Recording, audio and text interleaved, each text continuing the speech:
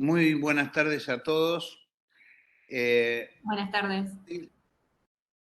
Hoy vamos a tener una actividad que nos viene acompañando los últimos años, una actividad muy importante que ha diseñado el doctor Rubén Schiavelli y todo su grupo.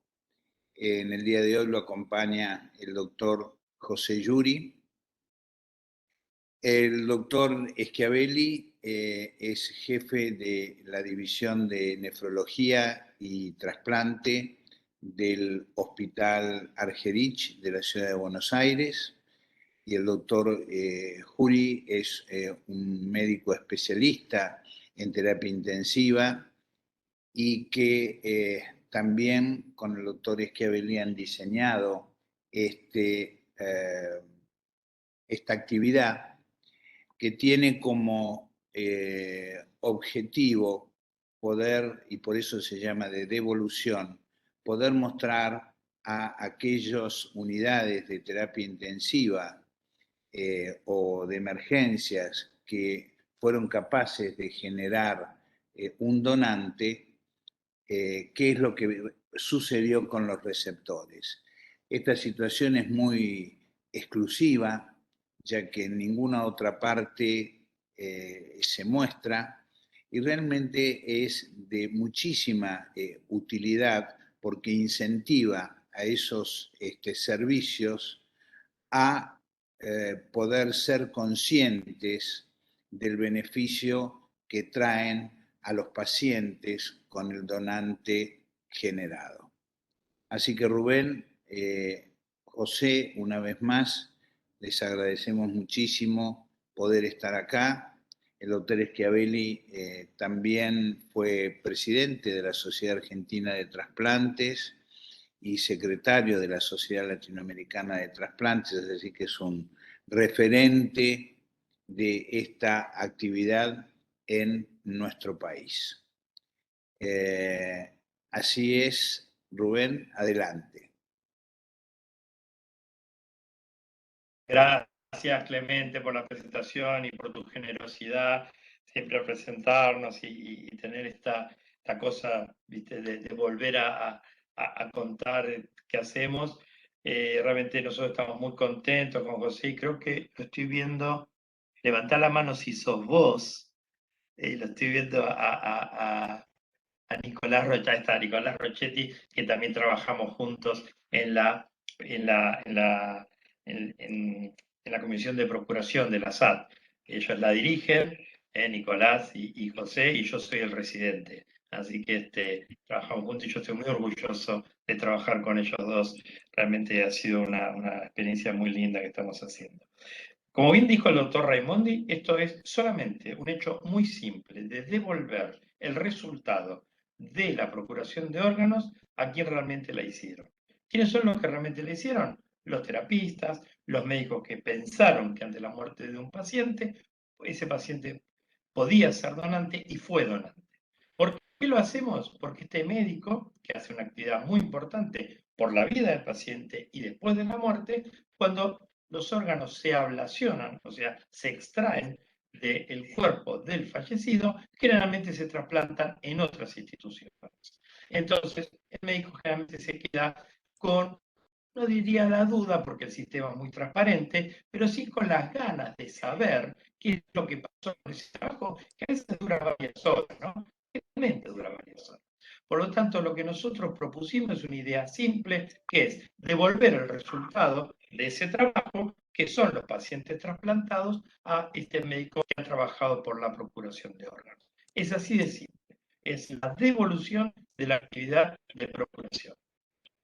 En este caso, hoy decidimos presentarlo más un Ateneo que va a ser más docente, porque nosotros vamos a poder ver, no sé si vamos a poder ver un video o si José va a presentar la parte de los, ahora después José lo dice, pero le vamos a mostrar el Ateneo ya armado y vamos a intentar que ustedes pregunten y participen de las dudas que tengan y vamos a tratar en la medida que podamos responder la duda que tengo. Queremos hacer una cosa interactiva. Así que de nuevo las gracias al doctor Raimondi, el orgullo de tanto el doctor Juli como el doctor Rochetti y mío de estar en la universidad. Lo valoramos mucho porque el doctor Raimondi viene haciendo esta actividad en el pregrado hace muchos años, ha sido reconocido por la Sociedad de Trasplante esta actividad y nada, y yo estoy orgulloso de esta convocatoria y en la medida que podamos seguiremos estando con ustedes. Así que bueno, dicho esto, José, ¿cómo sigue la cosa? Hola, buenas tardes a todos. Bueno, voy a empezar a compartir pantalla mía para presentar la primera parte del Ateneo y después vemos si se puede ver el video y si no hablamos de los receptores, ¿sí? Me tienen que hacer... Ahí te pasé como presentador, José. Perfecto.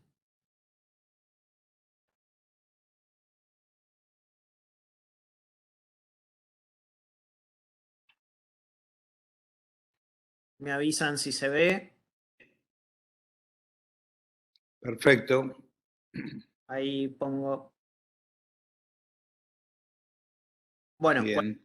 me avisan, ¿sí? Porque tenemos algunos problemas de conexión hoy.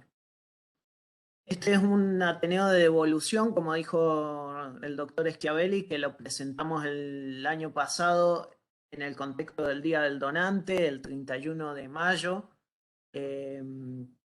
Una actividad muy linda que presentamos.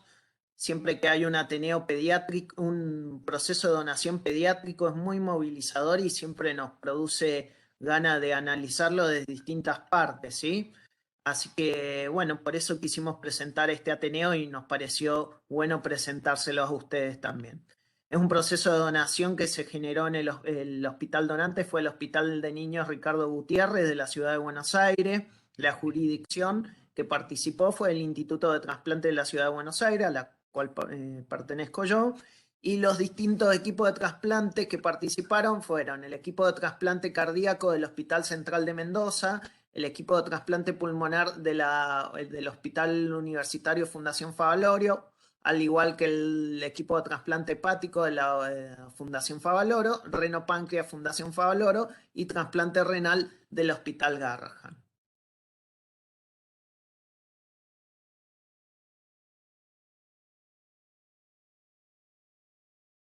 Un paciente masculino de 13 años.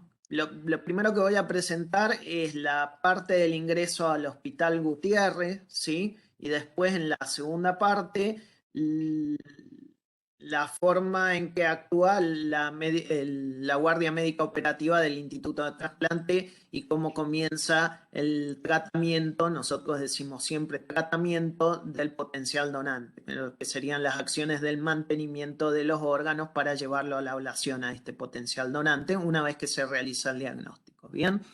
Pero esto es cómo llega el paciente en ese momento al Hospital Gutiérrez. Un paciente masculino de 13 años que ingresa en la madrugada del 14 de noviembre del 2020, situémonos, época de pandemia, ¿sí? Plena pandemia, derivado del Hospital Piñero por una herida de arma de fuego en la región orbicular interna derecha. En el hospital derivante se intuba a este paciente al ingreso... ¿Qué pasó? ¿Se dejaron de ver? Se dejó de ver, Sí. se dejó de ver la diapositiva. Un segundo.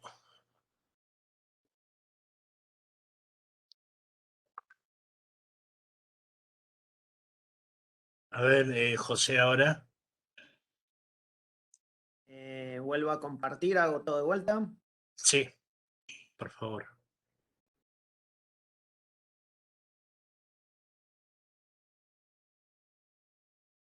Ahí estamos. Okay. Bueno, como les decía, un paciente de 13 años que ingresó en la madrugada del 14 de noviembre, derivado del Hospital Piñero por una herida de arma de fuego en la región orbicular interna derecha. El hospital derivante lo recibe al paciente, lo intuba por tener un Glasgow de 4/15, realizan una tomografía que enseguida la vamos a ver, ¿sí? Con una lesión catastrófica del sistema nervioso central. Se administra manitol y cloruro hipertónico. Tiene una primera evaluación por un neurocirujano, ¿sí? Que dice directamente no puedo hacer mucho, tengo que derivarlo. Y bueno, acá la duda importante que tiene que ver después para el diagnóstico es que no sabíamos si recibió para la intubación sedación, ¿sí? Esto es un detalle importante para que recuerde. Ingresa primero al servicio de emergencia y directamente ya a la terapia intensiva del Hospital Gutiérrez, donde se constata midriasis bilateral paralítica sin respuesta, protrusión del ojo derecho, epistaxis profusa. En un primer momento tenía leve dry respiratorio, pero después lo perdió. Esto fue cuestión de minutos, ¿sí? Y esto es otro de los conceptos importantes a tener en cuenta. La muerte encefálica puede ser que se instaure en segundos, ¿sí? No es que es algo instantáneo que vamos a tener al paciente con muerte encefálica. En este caso fue una lesión catastrófica del sistema nervioso central que se fue instaurando en pocos minutos, ¿sí? Y en estos largos minutos, pequeños minutos, digamos, se fueron perdiendo los reflejos de tronco encefálico, ¿sí? En ese momento se coloca un acceso vascular central, acceso arterial y sonda vesical. Se empieza soporte vasopresor, se hace la expansión con 2000 mililitros,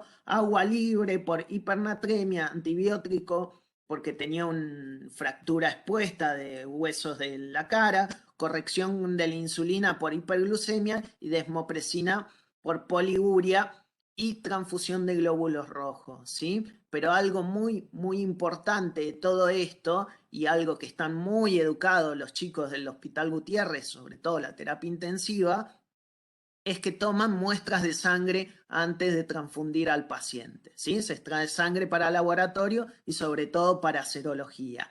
Y aparte de todo esto, se toma el aspirado traqueal para COVID-19, ¿sí? De todas maneras, se hace la interconsulta con neurocirugía sin conducta activa. Y bueno, ¿cómo se interpreta un paciente con una lesión neurológica catastrófica, ¿sí? Con un Glasgow de 3 en ese momento, ya de 4 a 3, ¿sí? Sin conducta neuroquirúrgica, directamente, ¿qué se hace? Se pasa a avisar al coordinador hospitalario de trasplante y aparte a la guardia médica operativa de la jurisdicción, que somos nosotros, el Instituto de Trasplante de la ciudad. Y también se da paso a la intervención del juzgado a cargo por como toda muerte violenta. Importante de todo esto, también nosotros sabíamos, ya nos habíamos enterado desde el momento del traslado, que iban a trasladar a un chico con un Glasgow de 4 con una lesión neurológica grave, ¿sí? Algo muy, muy importante para nosotros. Entonces ya avisamos a las coordinadoras del Gutiérrez y las coordinadoras del Gutiérrez avisaron a la guardia de que iba un paciente con una lesión neurológica muy, muy grave que probablemente iba a ser un potencial donante. Entonces, desde un primer momento, ese paciente con lesión neurológica grave, crítica, se lo empezó a ver como un potencial donante, ¿sí? Eso es muy, muy importante. Esta es la tomografía al ingreso, ¿sí? Vemos la entrada del orificio de la entrada del arma de fuego, donde vemos, bueno, edema generalizado en todo lo que es el sistema nervioso central. Lamentablemente no son buenas las imágenes, pero es lo que tenemos: desplazamiento de la línea media, hipodensidad del tronco encefálico, hemorragia en la cisterna, deformidad del hemisferio derecho, focos contusivos múltiples y fractura parietal derecha, ¿sí? Esto dificultaba bastante el examen neurológico, ¿sí? Para realizar el examen neurológico completo, ¿sí? Porque había destrucción parte de la cara y bueno, dificultaba bastante a los neurólogos para hacer el examen completo de todo lo que exige el protocolo del cese irreversible de las funciones encefálicas. Punto a destacar de esta primera parte, como dividimos los ateneos nosotros, de este primer abordaje que se realiza en la terapia intensiva del Hospital Gutiérrez. Bueno, la coordinadora hospitalaria del Hospital Gutiérrez tiene un primer abordaje con la familia, ¿sí? ¿Y qué le comunica a la familia? ¿Qué hacemos siempre? Bueno, lo que siempre educamos, ¿sí? que es no hablar directamente de donación, sino que empezar a hablar de que ese paciente tiene una lesión neurológica grave, catastrófica, irreversible, irrecuperable, ¿sí? Instaurar lo que es el concepto de muerte encefálica. Se empezó a trabajar en esto, lo que es la muerte encefálica, que de aquí en más esta lesión no tiene retorno, ¿sí? Empezar a trabajar esto. Por supuesto, el abordaje con la familia fue muy dificultoso, era muy difícil porque había un montonazo de personas, ¿sí? Estaba la mamá y el papá, ¿sí? Y 2 hermanos más, ¿sí? Aparte, los padres estaban separados y cada uno estaba con su pareja, así que era un montón de personas en ese momento en el hospital y era muy difícil realizar el abordaje, ¿sí? Pertenecían a un barrio vulnerable, con varios convivientes en la misma unidad habitacional, acompañados en todo momento por la expareja del padre también. Había una expareja que no era la mamá del chico, sino otra expareja del padre, que tenía muy buen vínculo con la pareja actual del padre y también con la mamá. Y de ese vínculo, por decirlo de alguna forma, se aprovechó ese buen vínculo para empezar el abordaje por ahí. La coordinadora hospitalaria empezó el abordaje por esa persona, ¿sí? Empezó a trabajar lo que es la muerte encefálica por ahí. Por supuesto, luego tuvo el soporte de las psicólogas del Instituto de Trasplante, pero empezar el primer abordaje fue muy difícil, pero empezar a instaurar el concepto de muerte encefálica como siempre hacemos, ¿sí? ¿Y por qué tanto conflicto? Bueno, en la casa de esta familia estaban alojando a un amigo de la familia que en una situación lúdica con un arma de fuego empezó este juego y se disparó el arma y fue a parar el disparo a este chico. Por eso era tanto drama lo que se estaba viviendo. Bueno, algunos puntos a destacar y que luego vamos a discutir un poco más. Paciente asumido desde el principio como un potencial donante, ¿sí? La notificación precoz, y esto es muy importante, ¿sí? El sistema de notificación prehospitalario de que se iba a derivar a un paciente con una lesión neurológica grave, ¿sí? Eso fue fundamental para este operativo. El tratamiento oportuno, ¿sí? Con el diagnóstico de una diabetes insípida antes de que tenga el diagnóstico de muerte encefálica, ¿sí? Utilizar desmopresina y agua libre. Ustedes saben que todo paciente con lesión neurológica grave puede tener diabetes insípida y hay que hacer el tratamiento, ¿sí? Y no recibió sedación ni anticonvulsivantes en el Hospital Gutiérrez. Eso fue muy importante también para permitirnos hacer el diagnóstico de muerte encefálica. Ahora empieza la segunda parte de la presentación, que son las acciones de la Guardia Médica Operativa del Instituto de Trasplante de la ciudad. Una vez que tiene ya clínica de muerte encefálica, ¿sí? Se da aviso por parte de los coordinadores hospitalarios a la Guardia Médica Operativa del Instituto de Trasplante y ahí va la Guardia Médica, ¿sí? La Guardia Médica llega, evalúa al paciente, clínica de muerte encefálica, pero como quedaba duda de si había recibido sedación o no en el momento de la intubación y estábamos a 2 o 3 horas nada más que se había derivado, ¿sí? Se prefirió hacer el diagnóstico de muerte encefálica con un método de flujo. ¿Qué método de flujo utilizamos? Doppler transcraniano, ¿sí? Luego en la discusión vamos a hablar un poquito por qué preferimos hacerlo con método de flujo, pero en este caso fue por Doppler transcraniano porque quedaba duda si había recibido sedación o no. Bien, esto fue entonces la presentación de la Guardia Médica. Se interpreta como un traumatismo encefalocraniano por herida de arma de fuego. Llega a la muerte encefálica por esta causa. Un masculino de 13 años, grupo A positivo, con una talla de 173 centímetros y un peso de 50 kilos, una diuresis de 250 mililitros en la última hora, con una diuresis total de 4.300 mililitros en las últimas 10 horas. Muy importante esto para cuando distribuimos riñones, ¿sí? Tener estos datos, ¿sí? Sin hipotensión arterial, pero con soporte vasopresor, noradrenalina entre 0.03 y 0.05 gamas, ¿sí? Un mantenimiento de 19 horas. Si bien hicimos un abordaje muy rápido de todo lo que fue el proceso de donación, ¿qué nos demoró? Bueno, todo lo que fue el proceso judicial, ¿sí? Esto nos demoró bastante. Algo que en 5 o 6 horas ya teníamos todo más o menos preparado, los tiempos judiciales no nos acompañan, ¿sí? Así que se prolongó todo 19 horas. Algo que en 6, 7 horas, a lo sumo 8 horas, se podría haber terminado, ¿bien? Y infecciones no tuvo, por supuesto, por las pocas horas que tuvo, una sola dosis de antibiótico y nada más. Bien, esto es muy importante a tener en cuenta y ojalá siempre lo tuviéramos cuando distribuimos un órgano y los equipos de trasplante pudieran acceder a esto, ¿sí? Que son las curvas de mantenimiento, sobre todo para qué, para ver que no tuvo en ningún momento de las 19 horas de mantenimiento hipotensión sostenida, ¿sí? Ustedes saben que aparte del enemigo número 1 de la viabilidad de los órganos que se van a ablacionar, que son los tiempos, ¿sí? También la hipotensión es una de las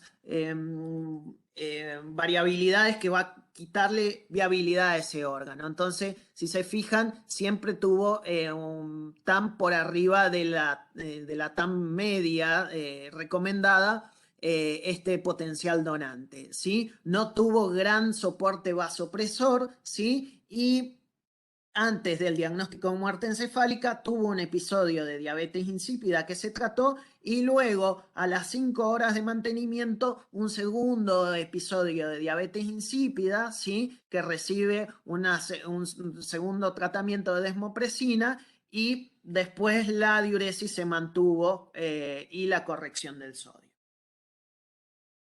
Este es el laboratorio, ¿sí? Laboratorio, un hematocrito de 35 con 23.300 blanco. Recuerden que una vez que se instaura la muerte encefálica, produce una respuesta inflamatoria sistémica en el organismo y por lo tanto una leucocitosis marcada, ¿sí? Esto no quiere decir que el donante estaba infectado, ¿sí? Sino que estaba inflamado. Esa es una respuesta, una diferencia importante a tener en cuenta. Un medio interno con una ligera alcalosis metabólica, pero nada más que eso, un sodio de 153, que fue el máximo que tuvo, potasio de 3.6 y un fósforo de 2.7, uremia de 15, creatinina de 0.77 y glucemias de 110. Enzimas hepáticas normales y una amilasa normal con una creatinina preablación 0.77, ¿sí? Bueno, y esto es importante porque lo puse porque estábamos en plena pandemia y veamos cómo se fueron dando los órdenes de distribución, ¿sí? Acuérdense que cada vez que se distribuyen los órganos no es que se distribuyen de una forma siempre de la misma manera. Cada vez que se inicia un proceso de distribución, el orden va a ser aleatorio, ¿sí? Según distintos factores de distribución, ¿sí? Regional, antropométrico y según las características de histocompatibilidad de cada donante receptor, ¿sí? Y eso permite que se haga la distribución en cada proceso de donación, ¿sí? El pulmón bilateral se asigna a una urgencia B, ¿sí? En octavo orden de la lista intratorácica. El corazón se asigna a una urgencia cardíaca nacional en el en el 14º orden de lista intratorácica. Fíjense los órdenes, ¿sí? El hígado se asigna a un PEL 45, ¿sí? En el 5º orden de lista hepática. El reno páncreas electivo en el orden 20 y el riñón derecho se asigna electivo en primer orden. Todo esto teniendo en cuenta que estábamos dentro de la pandemia y que estábamos con escasez de camas para los receptores también. Esto es para resumir un poco todo lo que vengo diciendo, el motivo de ingreso de este paciente que se convirtió en donante, traumatismo cráneoencefálico por una herida de arma de fuego, no tenía antecedentes, la talla de 1,73 con un peso de 50 kilos, este es el HLA con un grupo sanguíneo A positivo, serologías solamente CMV positivo y Epstein-Barr positivo, el resto negativo. Bueno, esto lo dejo para después y esperen un segundo que quiero volver.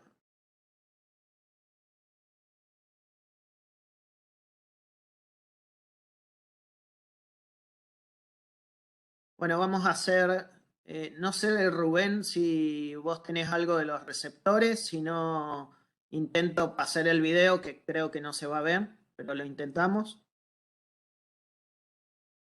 Estás muteado.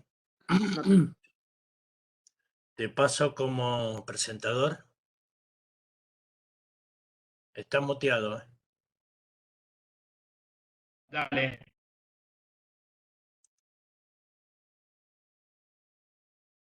Listo, Rubén.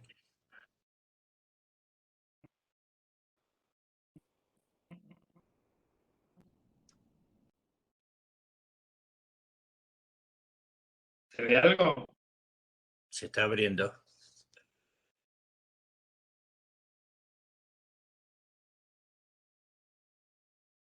¿Qué se ve? Se está abriendo, Rubén. Bien.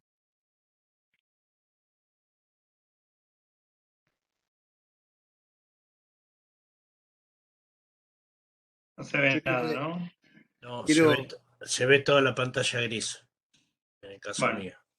Sí, Clemente, yo veo ahora, no hay problema. Sí, Clemente.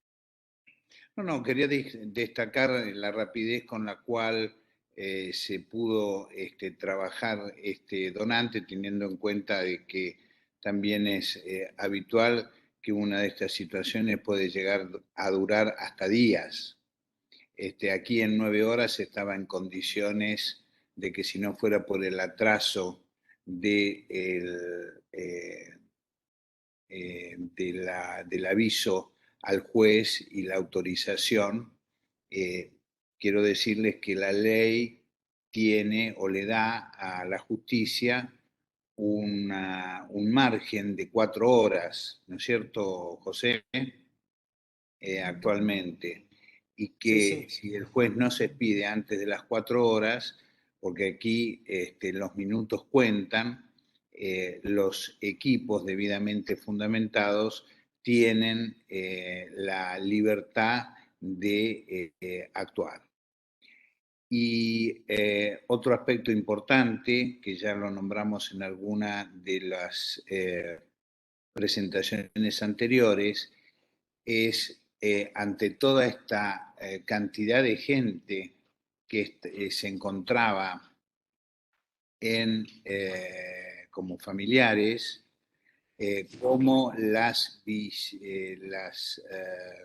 coordinadoras de donantes identificaron a aquella persona que sería, la podríamos denominar un líder de la familia, y a ella se abocaron a poder tratar un tema tan difícil. ¿No es cierto? Ustedes pudieron demostrar algo que ya lo habíamos visto, pero que en la práctica, ¿no es cierto?, podemos tener el claro ejemplo. El resultado ya lo sabemos porque sabemos la cantidad de órganos que fueron procurados, así que tengan en cuenta eso. Los aspectos clínicos del mantenimiento, ¿no es cierto?, lo vieron claramente en las curvas que mostró el doctor Yuri, y un tratamiento, una mención especial a la diuresis insípida, que siempre es una circunstancia que denota el diagnóstico de muerte bajo criterios neurológicos. Después de cada uno habría muchas cosas para poder decir, pero recalco eso. Rubén, Roberto. Bueno, gracias, Clemente.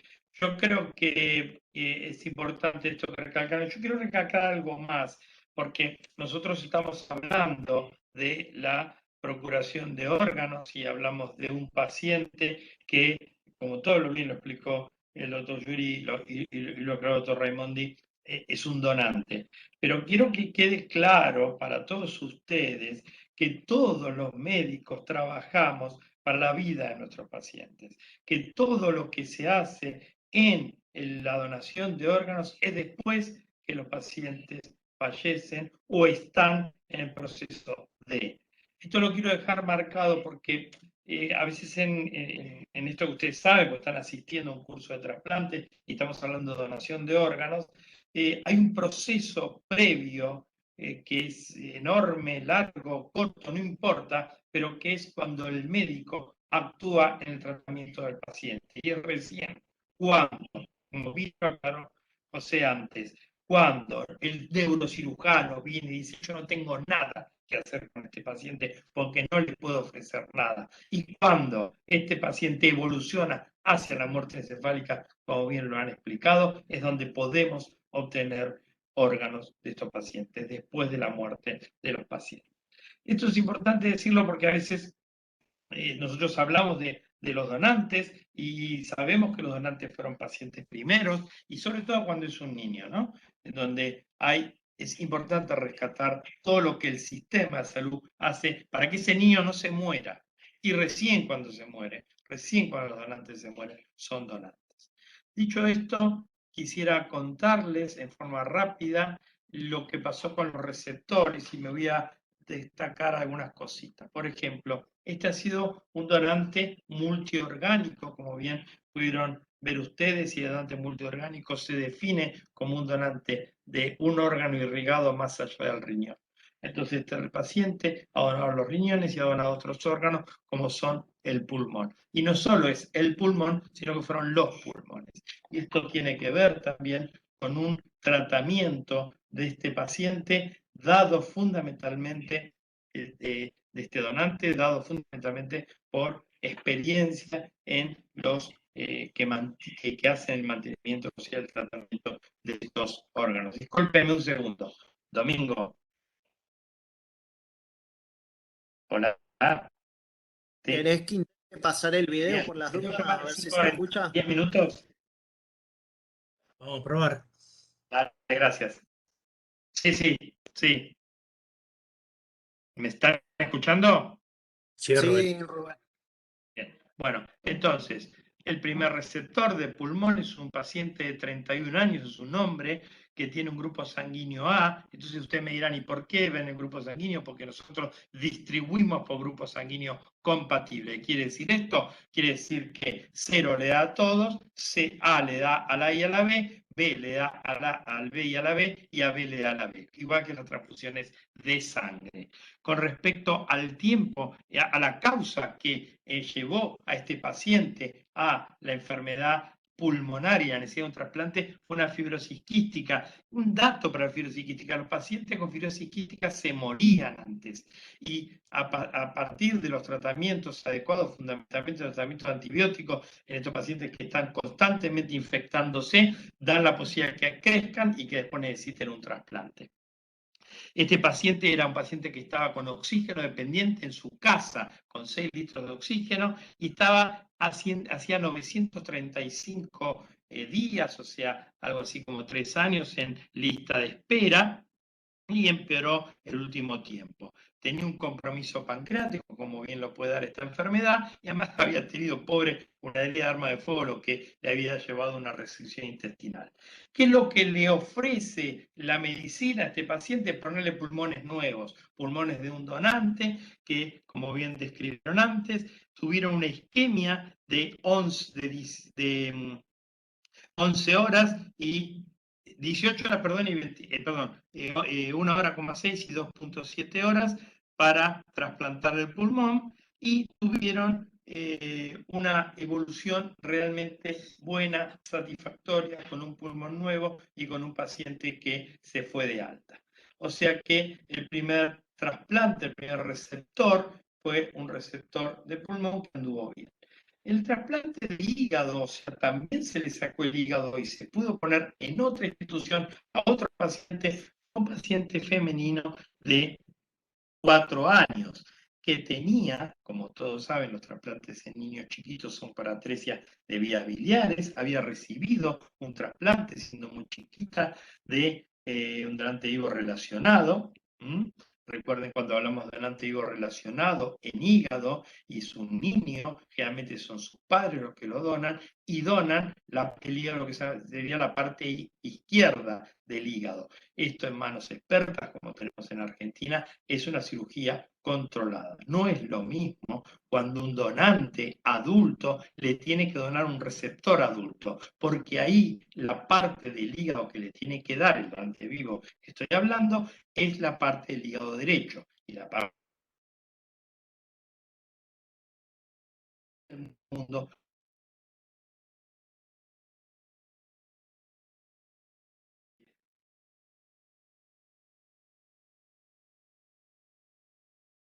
Y Rubén, te quedaste.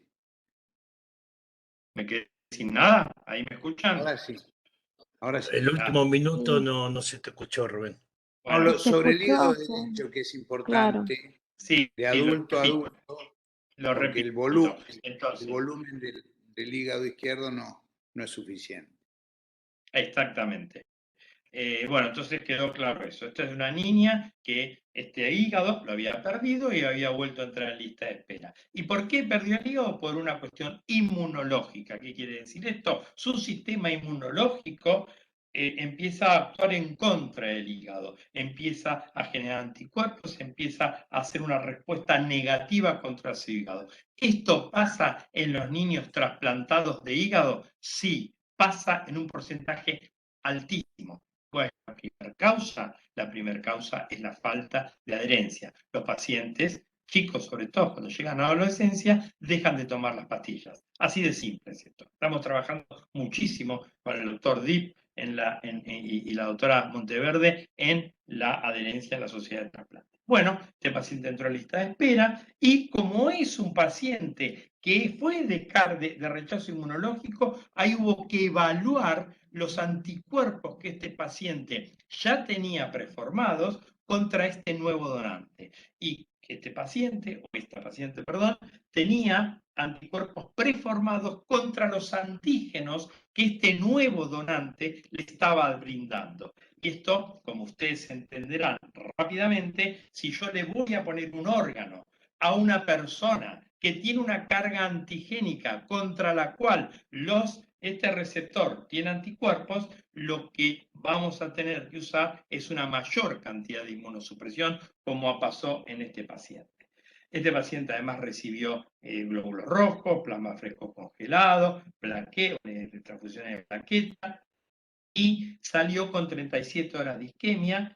¿Y por qué dirán tantas horas de isquemia? Porque son muy difíciles cuando tienen que sacar el hígado, que es un hígado trasplantado, hay que sacarlo, y eso tal vez se lleve el mayor tiempo en cuanto a la cirugía total. ¿Por qué? Porque tiene adherencia, porque es un hígado que no era el original del paciente, era uno que ya le habían trasplantado y que no estaba funcionando.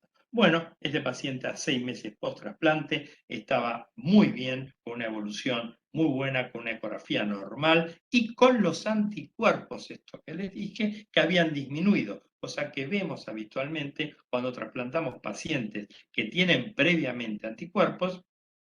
Cuando los trasplantamos y le damos inmunosupresión, estos anticuerpos pierden, estos anticuerpos bajan.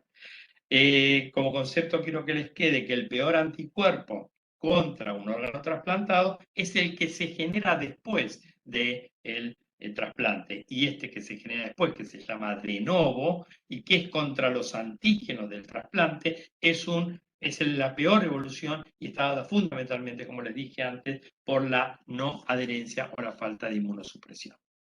Dicho esto, vamos a pasar al reno pancreático. Los pacientes que necesitan un reno páncreas, como ustedes saben, son fundamentalmente, no digo el 100%, pero fundamentalmente diabéticos tipo 1, que hacen deterioro, tienen deteriorada la función del páncreas y en su evolución hacen la deterioro de la función renal y necesitan diálisis. Estos pacientes ingresan a la lista de espera con la posibilidad de recibir 2 órganos.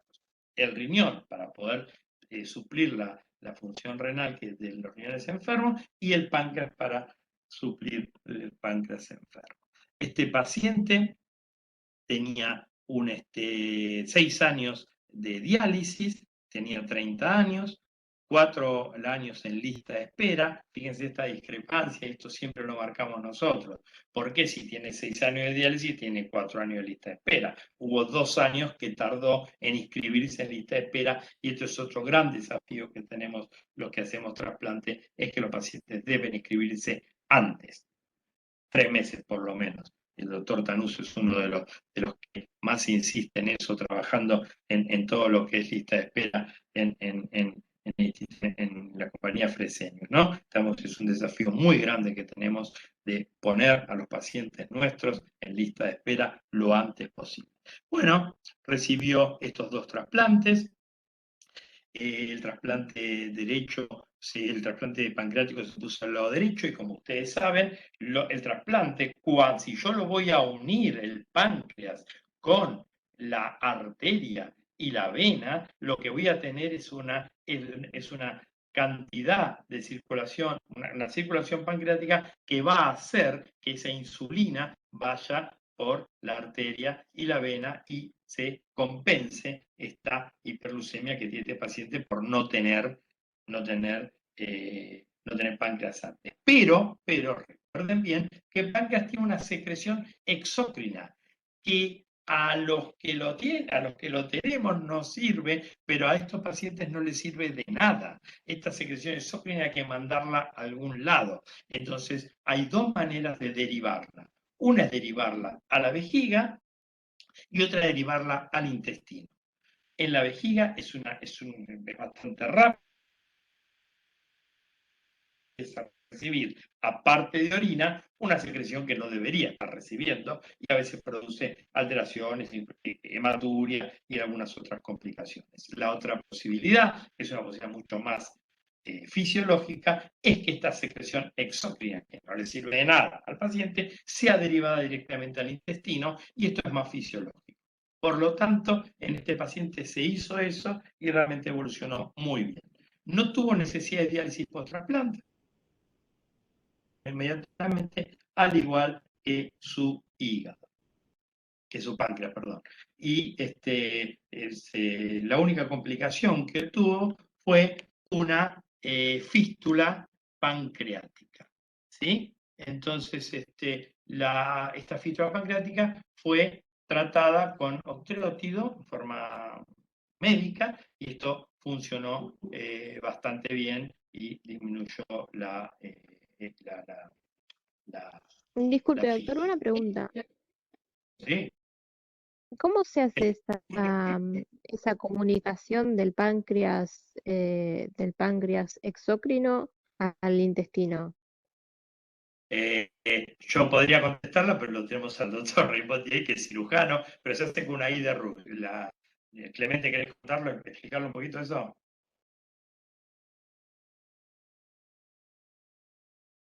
Bueno, no sé si está ahí, pero les cuento. ¿Me Perdón, escuchan? me olvidé que estaba Estaba muteado. muteado, perdón. El páncreas es el páncreas total, no es un páncreas segmentario como se utilizaba antes, bloqueando la secreción exócrina con cianocrilato. Después se veía que la fibrosis que eso generaba afectaba el páncreas endocrino.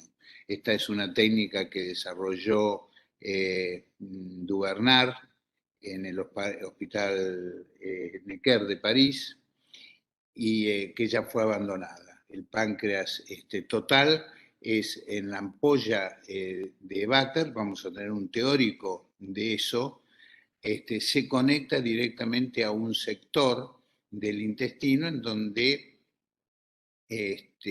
se realiza una I de Rux, que ya la deben de haber visto ustedes para otras patologías en cirugía, y obviamente lo que es páncreas endocrino está limitado a la circulación general. El gran problema, además de las fístulas pancreáticas que tiene el trasplante de páncreas, es la trombosis vascular, sobre todo la trombosis venosa.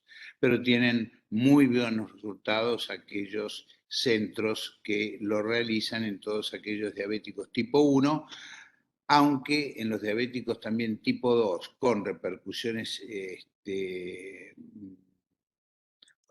en otros órganos, blanco, también se está empezando a utilizar en los últimos años. Siempre la diabetes tipo 2 tiene que tener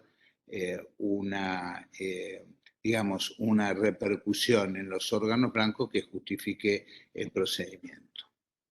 ¿Está claro? Perdón, Perfecto, ¿puedo, gracias. Clemente, una aclaración?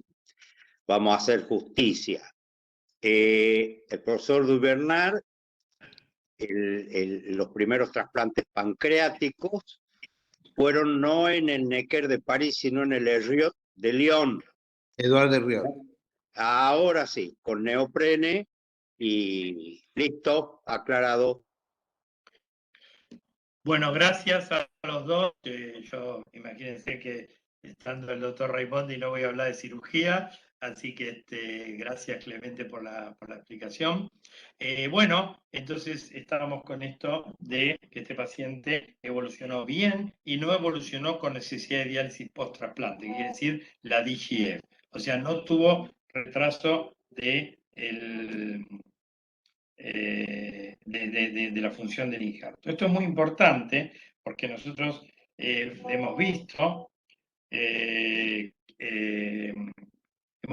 que los pacientes que tienen necesidad de diálisis post-trasplante, o sea que el riñón no arranca enseguida, lo que vemos es que, por supuesto, necesitan la diálisis, pero además tienen peor evolución a largo plazo, tanto del paciente, tanto el injerto como del paciente.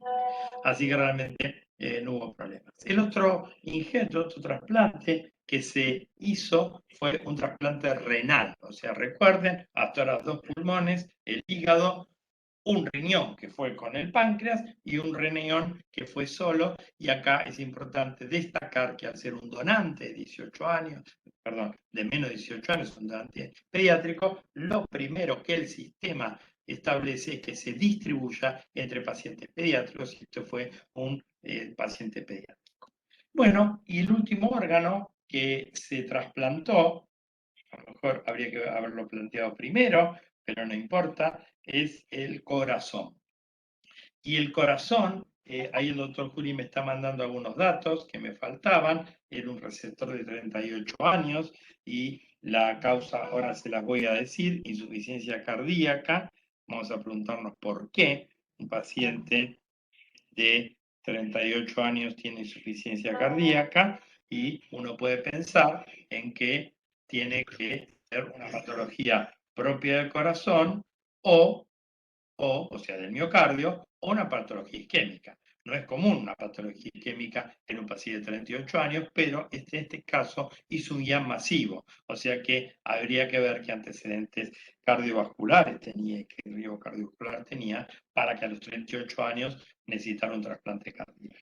Bueno, los trasplantes cardíacos, como ustedes saben, tienen mucho que ver, como les dije, los riñones y el hígado en el caso de retrasplante, tiene mucho que ver la inmunología, ver si hay anticuerpos preformados, como les dije antes.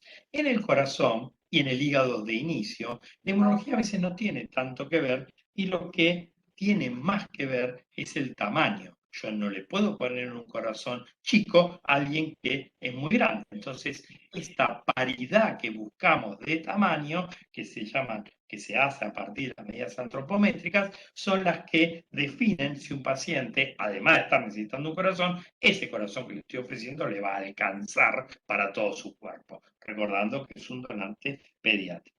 Bueno, no hubo ningún problema en cuanto a las medidas antropométricas, y este corazón, desde el punto de vista de su masa muscular, le alcanzaba y pudo ser trasplantado en Mendoza. Cositas sobre el trasplante cardíaco, fundamentalmente que tenemos que tener en cuenta cómo llega el paciente, que en realidad no es el trasplante cardíaco, esto es de todo, cómo llega el paciente al trasplante. El paciente tiene que estar enfermo, pero tiene que estar lo suficientemente enfermo para necesitar un órgano, pero lo suficientemente sano para poder aguantar, entre comillas, un trasplante. ¿Qué quiere decir sano? Bueno, tiene que tener enfermedades infecciosas activas, esto vale para todos los trasplantes, y tienen que tener una expectativa de sobrevida aceptable. El trasplante se hace una isquemia muy corta, generalmente hasta 4 horas, entonces ahí empiezan a tener en cuenta la logística, desde dónde a dónde va a viajar ese corazón para que el trasplante salga del receptor y se coloque en el donante, salga el donante y se coloque en el receptor lo más rápido posible dentro de esas 4 horas. O sea que, como se hizo en Mendoza, bueno, por suerte tenemos medios para llevarlo a cabo. Este paciente, el trasplante es un trasplante, no quiero menospreciar para nada, pero desde el punto de vista quirúrgico es bastante grande, hay vasos grandes que se suturan, es una estructura, se saca el corazón y se pone el corazón donde estaba, mientras el paciente está sin corazón, va a estar dependiendo de una bomba de circulación extracorpórea, se pone el corazón, se suturan los vasos y rápidamente, para hablar rápidamente de la cirugía, lo que se hace es la aurícula derecha, rápidamente se corta la mitad y es donde se sutura. No tan problemático ni tan difícil, pero bueno, imagínense que le estamos poniendo un corazón a alguien que no lo tenía, porque en ese caso está en la situación sin corazón y es fundamental que este corazón funcione, porque si no el paciente no puede salir de bomba. Lo que se hace habitualmente desde el punto de vista inmunológico es buscar el rechazo, y el rechazo se busca a través de biopsias repetidas en el postquirúrgico. Entonces va pasando el tiempo y a las semanas, en una secuencia que ha ido cambiando, pero que puede ser la primera semana varias veces y después menos, se le mete un catéter a través de una vena, se llega al corazón y se toma un pedacito del endocardio y se evalúa esa biopsia a ver si el paciente tiene rechazo. Por supuesto que la inmunosupresión es fundamental, ya que no vamos a, depende si el corazón no funciona, el paciente tiene que entrar rápidamente en lista de espera de nuevo, y la verdad que los retrasplantes a veces son difíciles. Así que, en líneas generales, tenemos un pulmón, un hígado, 5 receptores que anduvieron bien, y que anduvieron bien por 2 cosas fundamentales. La primera cosa es porque fue un donante bien tratado desde el punto de vista del manejo médico, porque los tiempos se pudieron cumplir y porque hubo 5 receptores que llegaron en forma adecuada al trasplante, con equipos, con experiencia y con equipos que de alguna manera asumen el riesgo de trasplantar al paciente bajo lo que sería un riesgo controlado, como les dije antes, de pacientes en condiciones adecuadas.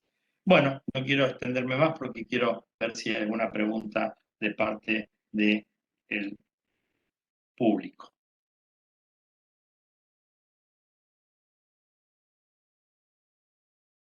O alguna aclaración de parte de mis colegas. ¿Estamos? ¿Me estoy conectado todavía? Sí, ¿no? ¿Se escucha? Sí. Con los auriculares no podía. Te iba a preguntar si la biopsia esa que dijiste que se tomaba del corazón una vez que habían hecho el trasplante, se hace también con el resto de los órganos, para ver si hay... Bueno, es muy buena pregunta esta, Florencia. Cuando uno tiene elementos que uno clínicos que uno puede seguir, a lo mejor puede no necesitar biopsia. El corazón es el elemento clínico, el corazón no funcione, entonces no tenemos tiempo, por eso uno se trata de adelantar. Pero sí existen biopsias de protocolo en riñón, aunque pueden no hacerse, y uno tiene elementos para evaluar la función del riñón. lamentablemente todavía tenemos la creatinina nada más, pero bueno, son elementos que nos permiten evaluarla. El hígado no hace biopsias de protocolo y en páncreas tampoco. O sea que esta biopsia establecida, te diría casi obligatoria, es la única del corazón, aunque el riñón puede hacer biopsias de protocolo. No sé si te respondo. No, Sí, por sí, favor. se entendió perfecto. Roberto nos puede ilustrar un poquito, Rubén, de su actuación en el Hospital Édouard Herriot, en Francia, cuando hacía el seguimiento con la punción aspirativa y analizaban la celularidad, ya que es un mecanismo de obtener tejido mínimamente invasivo, ¿no? Aunque en trasplante renal también hay grupos que tienen biopsias de protocolo, sobre todo para la identificación del rechazo subclínico. Cuando se empezó todo esto, el rechazo tenía clínica, levantan la temperatura, tenían dolor, el riñón aumentaba de tamaño. Desde el advenimiento de un potente inmunosupresor como la ciclosporina, que ya lo van a ver, los rechazos en un 90 o más por ciento son subclínicos y la única forma de poder detectarlos es a través de una biopsia. Es por eso que algunos grupos, nosotros no lo hacemos, pero hay algunos grupos que hacen biopsias seriadas que le permiten en estados precoces, mucho más precoces, diagnosticarlo y tratarlo. ¿Es así, Rubén? Es así, y nosotros tampoco lo hacemos, pero es muy interesante esto que contás de la función aspirativa de la experiencia de Roberto. No sé si él quiere contar algo de eso. Bueno, hay una... sí, ese fue un procedimiento para que los chicos se tengan idea. La biopsia renal se hacía con unas agujas que eran bastante traumáticas, eran prácticamente como una aguja de tejer y bueno, teníamos riesgo de hacer fístula y complicar con... Entonces quedaba restringida a una situación realmente de necesidad, porque como bien dijo el profesor Raimondi, el rechazo se manifestaba clínicamente con leucocitosis, con caída de la diuresis, con fiebre, con leucocitosis, digamos, era bastante clásico.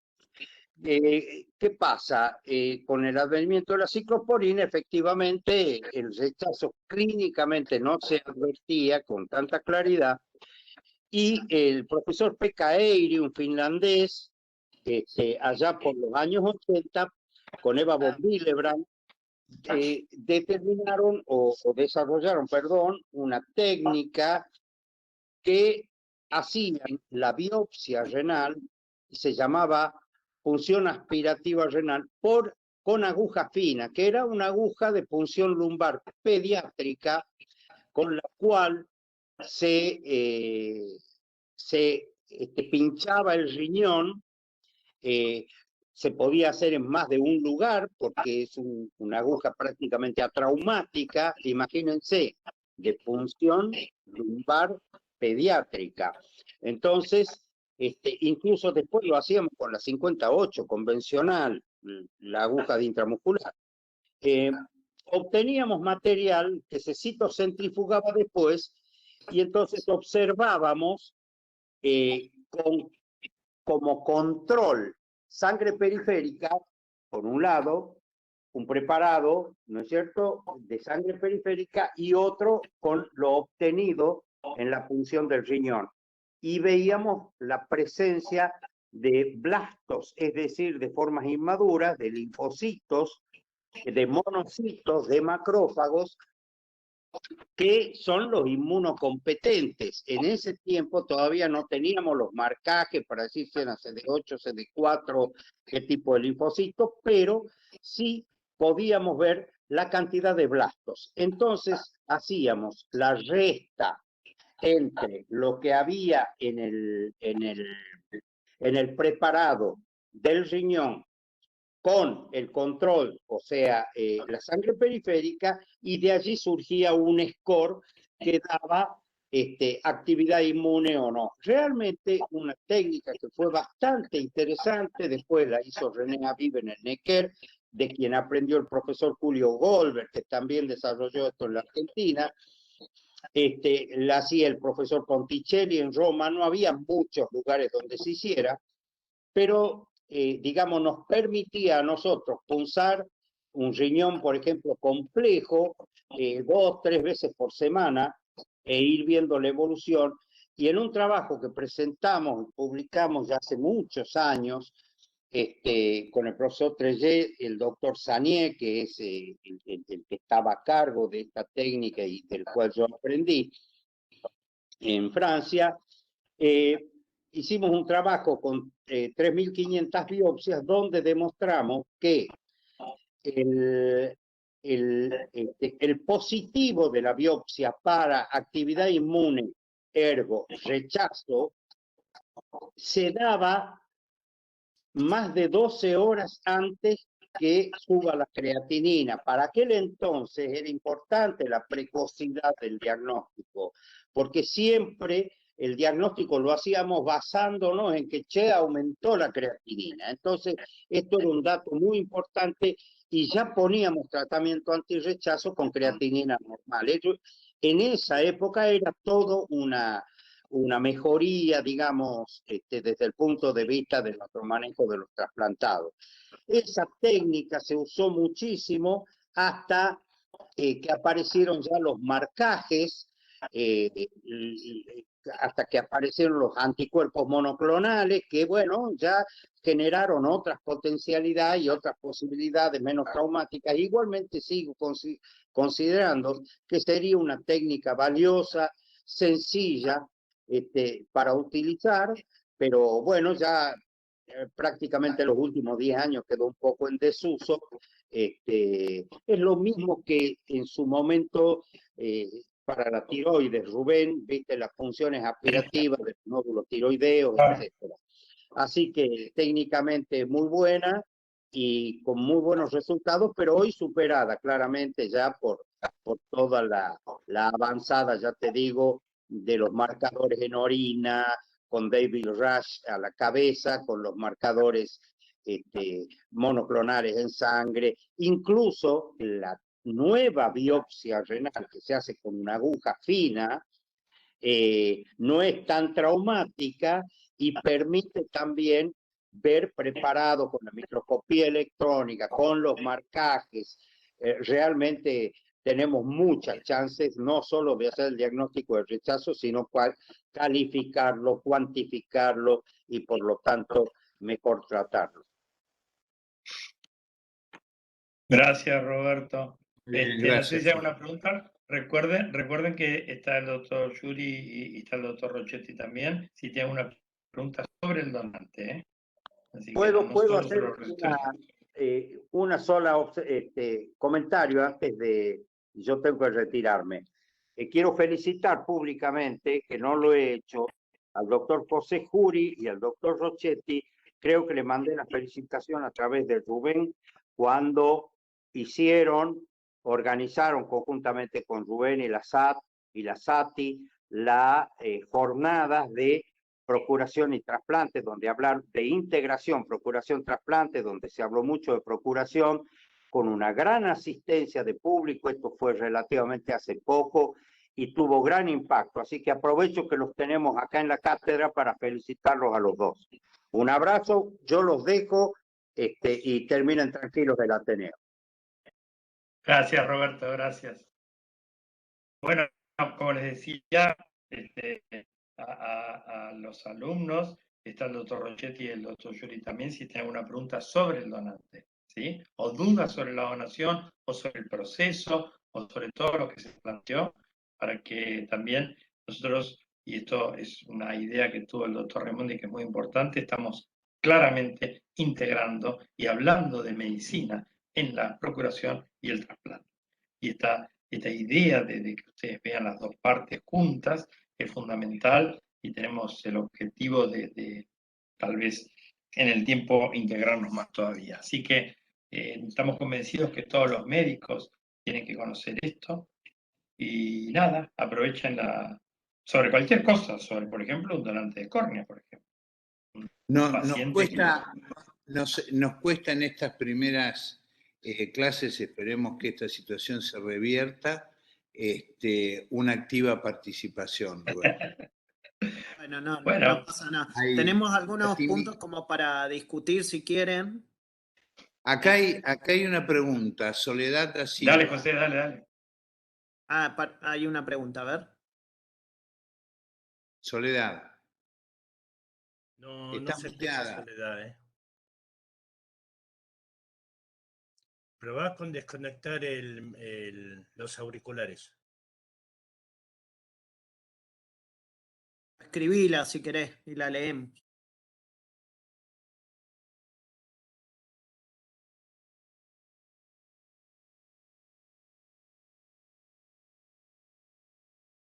Yo mientras que ella escribe, puedo hacerte una Tenemos pregunta. problemas para conectarnos a la José red. y Sí, Nicolás, doctor. en el Instituto de Trasplante de la Ciudad de Buenos Aires, la jurisdicción de la Ciudad de Buenos Aires, ¿cuántos coordinadores hospitalarios formales tienen en las instituciones?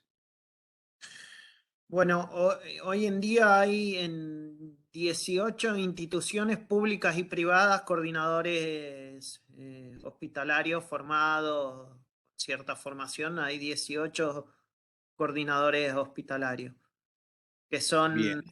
médicos, psicólogos, instrumentadores, tenemos variedades. No, pero yo me refiero a la figura del coordinador hospitalario de trasplante, como lo conocemos de acuerdo al modelo español, ¿no es cierto? En Claro, donde bueno, ellos pueden llevar todas las etapas de la procuración, salvo, por ejemplo, la extracción o forman parte del diagnóstico de muerte, ¿no es cierto?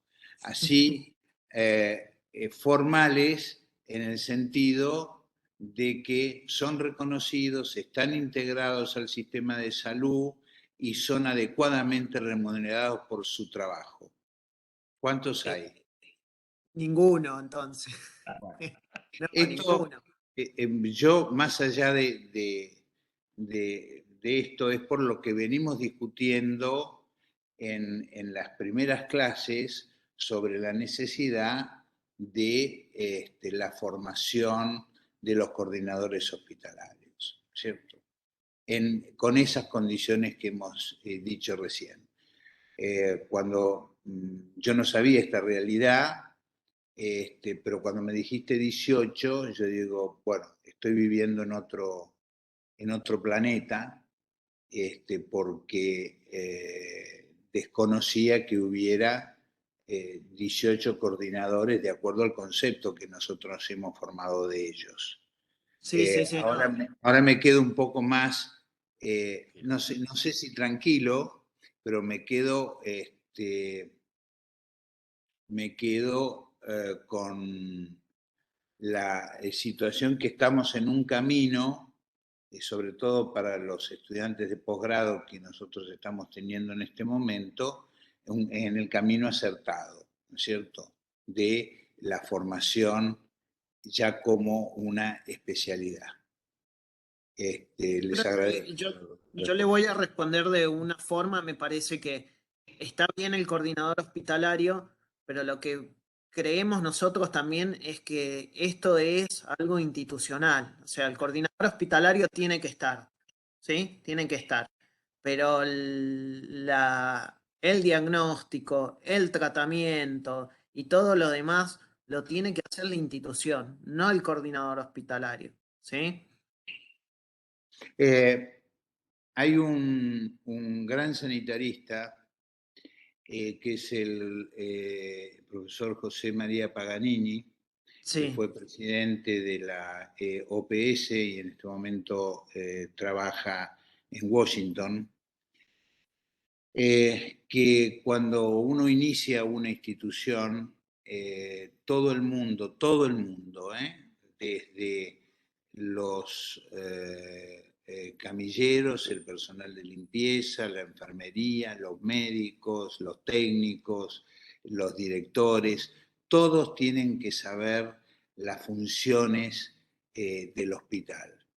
Estoy totalmente de acuerdo con vos en ese sentido, de que no hacemos nada con el coordinador hospitalario trabajando en forma aislada, sino que lo tiene que hacer en conjunto con toda la institución, pero si se instaura esa figura en el hospital, es él el responsable de llevar a todo el hospital esta actividad. Sí, sí, sí. Él tiene que saber crear red de trabajo. Él tiene que ser el encargado de, sí, de crear la red de trabajo en su propio. Exactamente.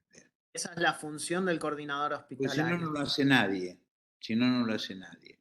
Pero coincido totalmente. Lo que pasa es que en el INCUCAI se creó, no sé, al principio del 2000, un concepto que me parece que habría que erradicar o sacarlo, que es el hospital donante, que era el hospital que por sí mismo iba a ir con todos los pasos propios, y eso me parece que hay que sacarlo, erradicarlo, y son todas las instituciones, tenemos la ley que dice que hay que cumplirla. Esto que decís vos, José, es tan importante que hubo comités de bioética de determinados hospitales de la provincia de Buenos Aires que al hospital donante lo negaron, y lo negaron porque recibían una retribución económica por la generación de donantes. Y eso no es lo que uno busca, ¿no es cierto? El proceso de donación es una actividad altruista, ¿no es cierto? Tiene que ser una actividad médica más, que por supuesto tiene que ser paga, pero no de esa manera. Y es una obligación del médico. Exacto. Están los chicos acá, cada vez que ustedes contatan un fallecimiento, tienen que iniciar el proceso de donación. Después se podrá ver de qué forma o qué significa iniciar un proceso de donación. Seguramente que lo van a ver en el curso del curso. Pero la ley lo dice, ¿sí? Estamos acostumbrados a pasar por alto las leyes, ¿sí? Pero la ley que tiene implicancia en el ejercicio médico nuestro dice que cada vez que constatamos el fallecimiento de una persona debemos iniciar un proceso de donación, ¿sí? Sea o no donante esa persona, ¿sí? Pero tenemos que empezar, tenemos que plantearnos por lo menos si esa persona que tenemos adelante va a ser o no ser donante. Y eso ya simplemente es iniciar el proceso de donación, ¿sí?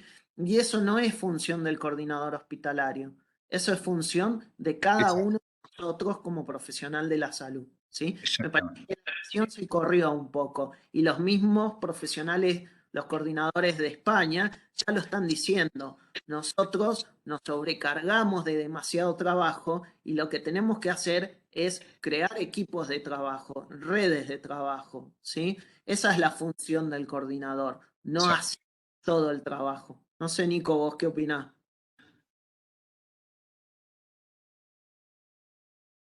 Estás muteado, Sí, Nicolás. buenas tardes. Un gusto estar y compartir este espacio. Gracias, Clemente, por la invitación. Yo lo que quería agregar es que lo que hay que tener en cuenta es que la Argentina es un país distinto a los dos modelos por ahí polarizados que tenemos de donación y trasplante, ¿no? Y creo que es una conjunción un poco de los mismos, y lo que hay que tratar de lograr es el mejor camino propio, es decir, hacer nuestro propio camino, que es el camino de nuestro país, que es la Argentina, que incluso a nivel latinoamericano es ciertamente modelo, porque los números hablan por sí solos y somos líderes en la región junto con Brasil y Uruguay en todo lo que es Sudamérica. Pero a lo que voy es que Estados Unidos tiene un modelo clásico de donación donde lo que se hace es llamar al equipo de donación y trasplante, sobre todo al de procuración, por fuera de la unidad hospitalaria, es decir, es un modelo basado en la asistencia al llamado, Y el español, al revés, o sea, la unidad de procuración es un servicio más dentro de los servicios del hospital, como medicina interna, cirugía general, etcétera, y está incorporado. Y en nuestro país, porque si bien, como dijiste vos, José, tenés en la Ciudad de Buenos Aires estos 18 coordinadores hospitalarios, tenés una guardia médica y operativa activa con un equipo que está disponible las 24 horas para asistir no solo a esos hospitales, sino al resto de los hospitales que no te quedan, que no tienen coordinadores hospitalarios. Por lo tanto, yo a lo que apunto y lo que creemos es que en realidad nosotros tenemos que buscar nuestro mejor camino, jerarquizando esto que plantean ustedes, tanto José como Clemente, de que sea una actividad médica más. Es difícil tener la misma realidad que en España, o sea, nosotros nos fijamos mucho en el famoso modelo español de donación y trasplante, pero es difícil porque nuestro sistema de salud está muy fragmentado, o sea, tenemos los 3 grandes subsistemas que hacen que no sea similar. Tenemos en una región tenemos una distribución muy heterogénea de hospitales, en cambio ellos tienen centralizado mucho más esas actividades, entonces yo creo que el sistema de salud es una clave para que no se pueda trasladar completamente e integralmente todo el modelo de donación español a nuestro país, sino que hay que adaptarlo de la mejor manera. Pero siempre priorizando esto de que debe ser una actividad médica más como cualquier otra actividad médica y que todo el personal, los equipos de salud del hospital tienen que conocerlo, ¿no? Totalmente de acuerdo. Hay dos preguntas, Rubén. Dale. Una es la que había quedado pendiente de Soledad da Silva, que el rechazo, pregunta, que el rechazo de órganos en quiénes es más frecuente, en adultos o pediátricos. El rechazo de órganos tiene que ver con, cuando uno habla de adherencia, tiene que ver con aquellas personas que tomen las pastillas. Y entonces el rechazo agudo es un rechazo que ha ido en la historia de los trasplantes del 70-80% al año al 12%. El rechazo no es un problema hoy en día, sobre todo en riñón, pero el paciente que no toma la pastilla. Y ahí tenemos el problema en los adolescentes, no en los pediátricos. Los pediátricos tienen al papá y a la mamá que les hacen tomar las pastillas, pero cuando empieza la adolescencia, empieza la transición hacia la atención adulta, es donde más se ven los rechazos. O sea que es más frecuente en los pacientes adolescentes relacionados con la no toma de pastillas. Y Rubén, una pregunta. También en los pediátricos hay que considerar que siempre la respuesta inmune es más agresiva que en la población adulta, ¿no es cierto? La tolerancia, claro. La tolerancia en el pediátrico es mucho menos que en el... Es así. Exactamente. No sé si había otra pregunta más. Sí, de Cecilia Saralegui. ¿Por qué el hígado no requiere biopsia de control? Porque el hígado es el que mejor se comporta en cuestión de tolerancia con respecto al rechazo. El que menos rechazo crónico, el órgano que menos rechazo crónico tiene y que menos rechazo realiza. Cuando los hígados andan realmente bien, con la inmunosupresión alcanza, y esto tiene toda una explicación bioquímica y genética que excede al Ateneo, pero es el que mejor anda, y si uno tuviera que poner en la punta del peor órgano en rechazo crónico, que es la pérdida general del injerto, pondríamos primero al pulmón, y en la punta del otro lado, en la más buena, en el que menos rechazo tiene, pondríamos la punta al hígado. Y en cuanto a requerimientos de inmunosupresión, el corazón también es un órgano muy inmunogénico, juntamente con el intestino, que requiere mucha dosis, a tal punto, ¿qué es lo que te pasa, Rubén, a vos cuando recibís pacientes con más de 10 años receptores de un trasplante cardíaco? Muchos pacientes, en realidad todos los pacientes a 10 años tienen alguna alteración de la función renal dada por la inmunosupresión, fundamentalmente por los inhibidores de calcineurina, que son drogas que como efecto secundario lamentablemente tienen la nefrotoxicidad. Entonces cuando uno tiene un paciente de más de 10 años de trasplante, lo que va a haber es lesiones de función renal, de lesión del riñón, que van a tener en cuenta, que van a comprometer a la función renal dada la inmunidad. Muy bien. Bueno, ¿tendremos oportunidad de ver los agradecimientos? Creo que no. Yo No lo sé, puedo. vos qué decís, José. A ver, A ver, ponelos, a ver qué pasa. vamos a intentar de otro lado. A ver, un Dale. minuto. ¿De la página web lo vas a hacer, José, directamente? Sí, Bien. Está como presentador ya, ¿no? sí. Bien. Importante la pregunta de Soledad Silva, perdón. Gracias por la pregunta, Soledad. Órganos genitales, órganos de reproducción, podríamos decir, acá hay que dividirlo. Si yo tengo en cuenta el útero, sí, el útero se puede trasplantar. El útero se puede trasplantar en función de aquellas personas, aquellas mujeres que no pueden tener, que no tienen úteros gestantes. Entonces se hace un trasplante de útero, se tiene el embarazo y una vez que se obtiene el producto de la concepción, después del parto, el útero se saca. Eso es una posibilidad de trasplante de útero. En ovarios es diferente porque ahí estaríamos hablando de una carga de material genético totalmente diferente. Entonces no hay trasplante de ovario hasta hoy. A ver si la A ver, podemos ver.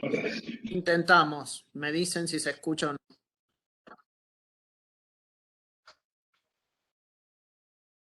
No. No.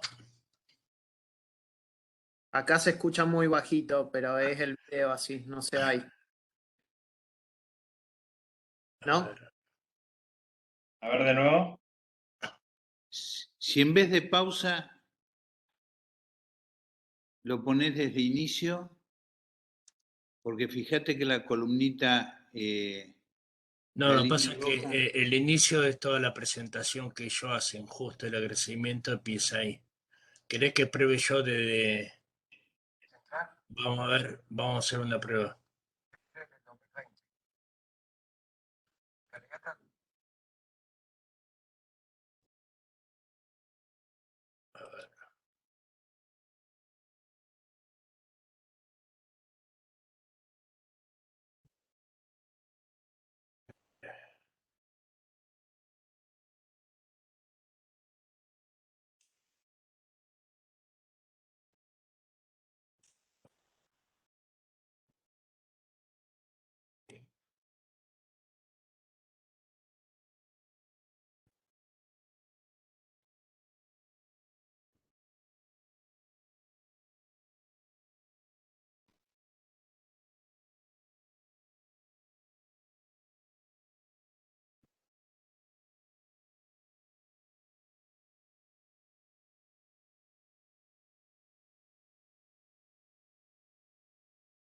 Nos vamos organizando. Ok.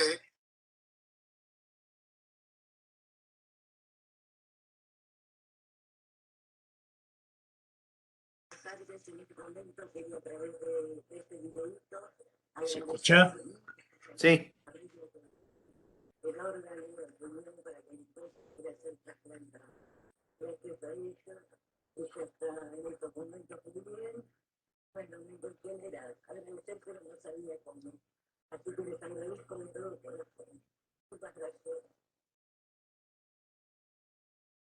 Hola, mi nombre es Walter Javier Montenegro, tengo 39 años, fui trasplantado en el Hospital Central el 15 de noviembre del 2020 por una insuficiencia cardíaca afecto de un infarto masivo.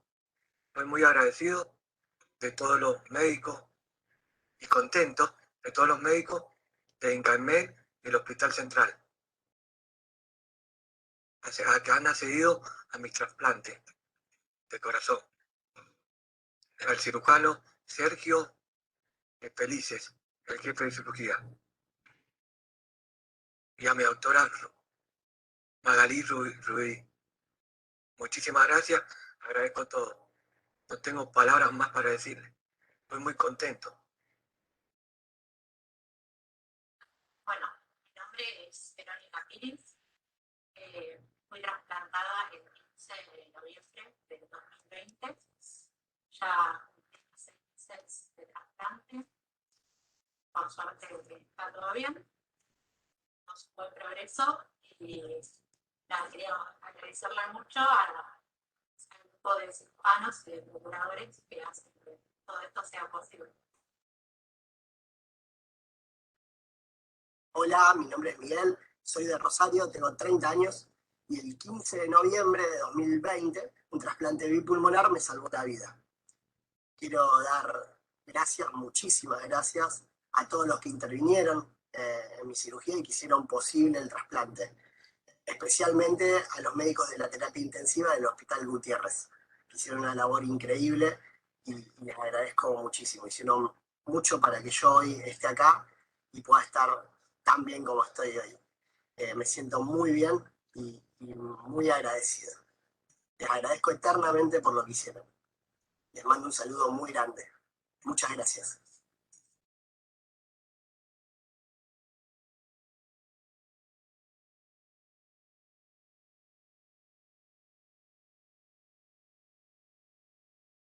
¿Sigue? Bueno, ahí también estamos viendo si se puede conectar el doctor Roja. Estamos viendo si te puedes conectar, pero si no, yo digo esto también. Un segundo que te tengo. Bueno. No, está, me parece que... Gracias, Luis. Acá me contó el doctor Rojas la razón de esto que plantea el doctor Mandolesi y vamos a plantear una reunión específica para eso, ¿sí? Para poder explicar... Está bien, Gonzalo, listo. Entran todas estas situaciones de violencia de género y de chicos maltratados. Así podemos hacer una reunión que puede ser así grande como un Ateneo y tocar estos temas específicamente. Ahí ya Bueno, está. José, Ya terminó ahí. Bueno, Ahí ya terminó. Yo tengo Yo creo- que agradecer, como siempre, al soporte técnico de Sati. Podemos cortar soporte Gonzalo. y con Ah, perdón. dar Cortalo. permanentemente a la comisión directiva. Ahí está. Yo quiero que ustedes vean algo muy importante, chicos, en esto. Cuando nosotros hablamos, les pedimos a los médicos que graben a sus pacientes, les pedimos siempre que el agradecimiento sea como este último que ocurrió, donde el paciente entiende el agradecimiento hacia la procuración. Lo entiende porque se lo dijimos, porque cuando le sale naturalmente, el paciente agradece a su médico, agradece al médico que está ahí, agradece al que ve todos los días, al cirujano Sergio, que es un fenómeno porque lo trató a él, y es lógico que le agradezca. Nosotros siempre decimos que para los terapistas, para los procuradores, estos pacientes no son tangibles, porque no están, porque están en otro lado. Y esta devolución, que por suerte el de Rosario la hizo bárbara, porque él dice, estoy buenísimo, estoy bien, y le agradezco especialmente a la terapia intensiva del Hospital Gutiérrez. Es el mensaje que queremos dar nosotros, el mensaje del receptor hacia la terapia del donante. Porque cuando lo dejamos, y si lo tenemos que aclarar, yo me acuerdo del primer anterior que hice ya hace más de 10 años, fue un paciente mío, lo tuve que grabar como 10 veces, porque siempre me agradecía a mí. Yo digo, no me agradezcas a mí, le tenés que agradecer, no, porque gracias al hospital, Gerich. No, vos le tenés que agradecer a la terapia que consiguió tu órgano. Es muy importante, esto es lógico que les pase, porque los pacientes nos ven a nosotros, no lo ven al terapista. Y eso es lo que tenemos que marcar. Miralo al terapista, aunque no lo conozcas, agradecerle a él, porque si él, por él no hubiera sido, no hubiera habido ningún tipo de trasplante. Y esta es un poco la idea de cerrar el círculo que siempre tenemos, ¿no? Contarles esto porque en la devolución es siempre fácil. Y también, Rubén, el agradecimiento, como siempre decimos, a las familias de los donantes, a las familias que dijeron que accedieron a la donación, ¿no? Creo que terapia y familia son las dos cosas más importantes. Hay otra pregunta Totalmente. en el chat de A ver. Soledad.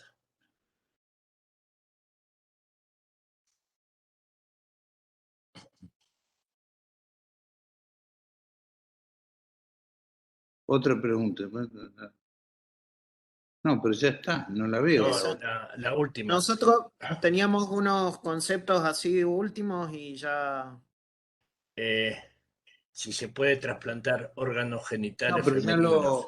ya lo contestó Gonzalo eso. Ah, perdón. Gonzalo, Rubén, para compartir pantalla y... Bien, a ver.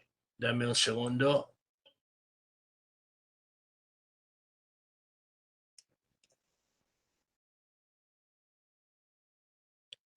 Fíjate ahora, José.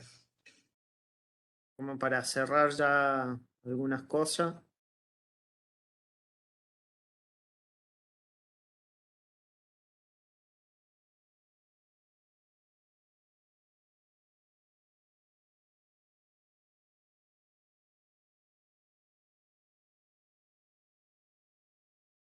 Bueno, esto era el resumen, ahí habíamos quedado antes de hablar de los receptores, ¿sí? Y algunas cosas que queremos remarcar porque elegimos este operativo, si bien tuvimos las dificultades técnicas que uno ya se está acostumbrando, digamos, a la virtualidad, pero tiene estos problemas. Pero en este operativo salieron todas las cosas que tenían que salir, salieron bien, ¿sí? Entonces lo elegimos para que se lleven estos conceptos. Mensajes y conclusiones.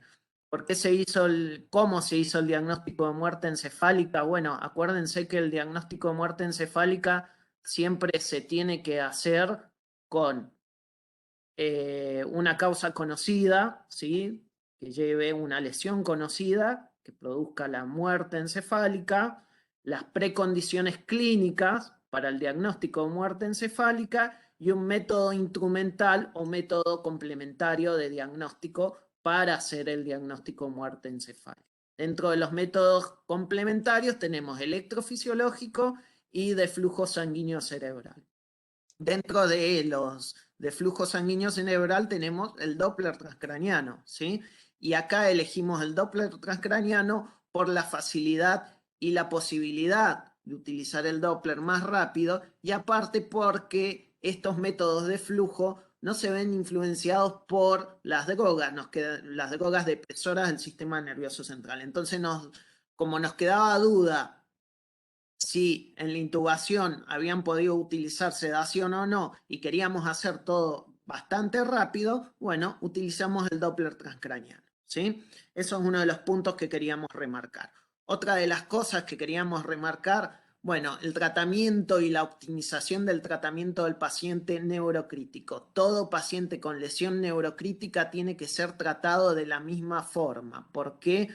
Porque todo paciente con un Glasgow de 7 tiene una probabilidad de que evolucione a muerte encefálica y sí, imagínense que de 10 pacientes que tengo en la terapia intensiva con Glasgow 7, 3 van a evolucionar a muerte encefálica.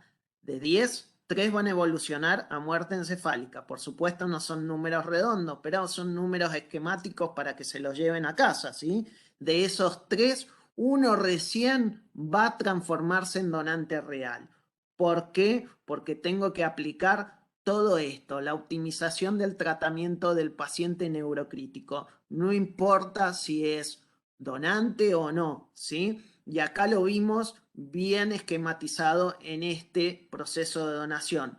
Antes de tener el diagnóstico de muerte encefálica, este paciente tuvo diabetes insípida, se trató, ¿sí? Luego tuvo el diagnóstico de muerte encefálica, volvió a tener diabetes insípida y se volvió a tratar, ¿sí? Entonces se optimizó el tratamiento del paciente con Glasgow 7, luego diagnóstico de muerte encefálica, se optimiza el tratamiento del potencial donante y obtenemos un donante real, ¿sí? Otro concepto importante a llevarse a casa, ¿sí? Y algo importante de lo que venimos trabajando y que queremos que esto quede grabado, la institucionalización del proceso de donación, ¿sí? Y esto es una de las cosas que queremos que quede grabado en las nuevas generaciones, ¿sí? La derivación prehospitalaria. Bueno, no lo conseguimos todavía esto, ¿sí? Pero hay redes todavía, y no puedo decir en Ciudad de Buenos Aires, pero todavía hay algunas personas que se oponen a esto, pero tenemos también personas que están a favor de esto. Y justamente alguien que manejaba en ese momento la derivación prehospitalaria de este paciente nos avisó: estoy derivando un paciente con Glasgow de 7 al Hospital Gutiérrez, y nos ayudó a activar toda la cadena de alarma, ¿sí? Entonces, ¿qué activamos? Al servicio de emergencia hospitalario del Hospital Gutiérrez y a la terapia intensiva del Hospital Gutiérrez y justamente a las coordinadoras del Hospital Gutiérrez, ¿sí? Y rápidamente a la guardia del Instituto de Trasplante. Todo esto puede llevar horas, pero ya estábamos totalmente avisados de que ese paciente iba a llegar en cualquier momento. Esto es fundamental, fundamental. Algo tan simple como un llamado de teléfono: estoy trasladando un paciente con una lesión neurológica grave, ¿sí? Algo tan simple que puede acelerar un proceso de donación, ¿sí? Y cómo está institucionalizado todo el proceso de donación. La terapia intensiva del Hospital Gutiérrez sabía qué tenía que hacer, ¿sí? Sin que estuviera el coordinador hospitalario. Sabía que tenía que tratar esa diabetes insípida, le puso corticoide, le puso una vía venosa central, le puso una vía arterial. Y aparte, otro concepto: derivamos un paciente en plena pandemia que no tenía criterios neuroquirúrgicos, ocupamos una cama. ¿Para qué? Para que sea donante, chicos. Y esto es algo fundamental que hay que festejar, ¿sí? Y finalmente, ¿por qué hicimos todo esto? Porque hay un concepto que también hay que incluir en las nuevas generaciones: la donación y los cuidados al final de la vida. ¿Por qué? Porque el concepto de donación es un concepto como un proceso reparador. ¿Para quiénes? Por supuesto, para los receptores, ¿sí? Que están a su final de vida o tienen un estado terminal de un órgano, necesitan un órgano para seguir viviendo o para mejorar su calidad de vida. Pero ¿para quién más es reparador la donación? Para los familiares, ¿sí? Está totalmente comprobado que la donación ayuda a iniciar un proceso de duelo mucho más organizado a esa familia, ¿sí? Así que finalmente queríamos terminar con esto, simplemente este concepto, y agradecerles compartir la tarde con ustedes.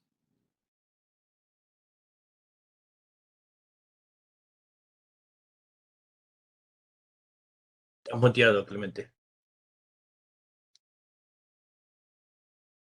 Satisfacción con la presentación.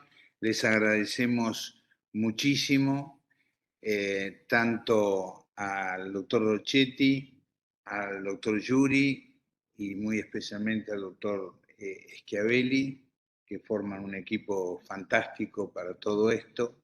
Y esperemos que en el próximo poder tenerlo con esa parte tan emotiva y motivadora del agradecimiento de los pacientes. Así que ya nos vamos a encontrar. Avisanos cuando sea presencial y nos vamos para allá, ¿eh? Bueno, perfecto. Muy bien. Con todo gusto. Bueno, que tengan un buen fin de semana todos y volvemos a nuestros docentes principales del día de hoy a agradecerles su presentación. Hasta luego. Gracias. Gracias. Nos vemos. Gracias, Gonzalo. Hasta el miércoles, chicos. Gracias, hasta luego. Chao, gracias. Chao, chao.